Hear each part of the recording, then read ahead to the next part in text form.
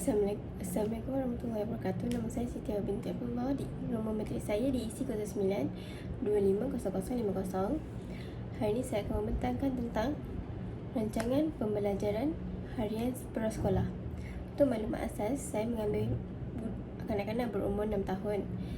Bilangan kanak-kanak pula adalah 8 kanak-kanak dan masa yang ditetapkan adalah 20 minit. Perkara pembelajaran pula adalah 6 aktiviti: permainan, rima dan bunyi. Pendekatan belajar melalui bermain. Fokus bidang pembelajaran KP26, perkembangan bahasa, komunikasi dan literasi awal. Untuk fokus pengembangan pembelajaran, meningkatkan kesedaran fonologi melalui pengenalan rima dan sebutan perkataan, memperkaya kosakata dan kemahiran bertutur mereka. Perkembangan domain bersepadu, perkembangan kognitif, perkembangan bahasa, perkembangan fizikal. Untuk standard kandungan, standard pembelajaran KP26, BM 1.1.1 mengecam bunyi dalam persekitaran, BM 1.1.2 mengecam bunyi abjad, sukakata, perkataan, frasa dan ayat mudah.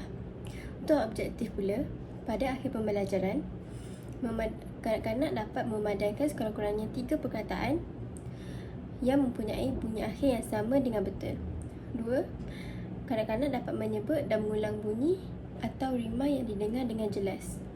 Bahan dan penyediaan pula, bahan bantu mengajar BBM, kad gambar berirama, audio lagu kanak-kanak, kertas padat perkataan yang mempunyai bunyi yang sama.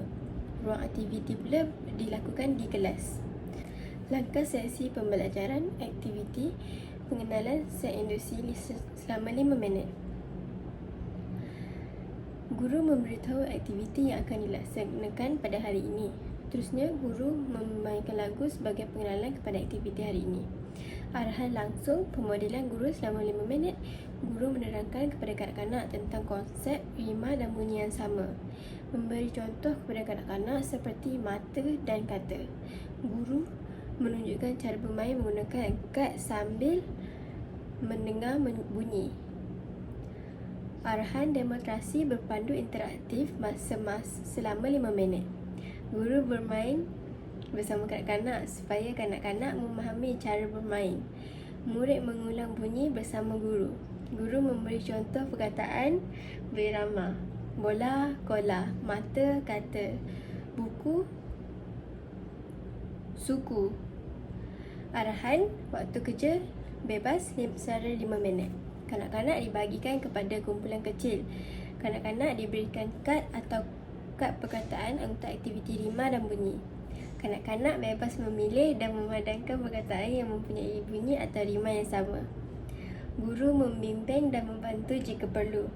Kanak-kanak diberi peluang untuk berkomunikasi dengan rakan semasa menjalankan aktiviti. Penilaian, guru akan membuat pemerhatian berdasarkan hasil kerja mereka. Guru menilai kejayaan kanak-kanak mengenal bunyi atau irama yang sama. Guru menilai berdasarkan perkataan yang disebut oleh kanak-kanak. Untuk kerja di rumah, ibu bapa membantu kanak-kanak mengulang perkataan berirama yang telah dipelajari di sekolah.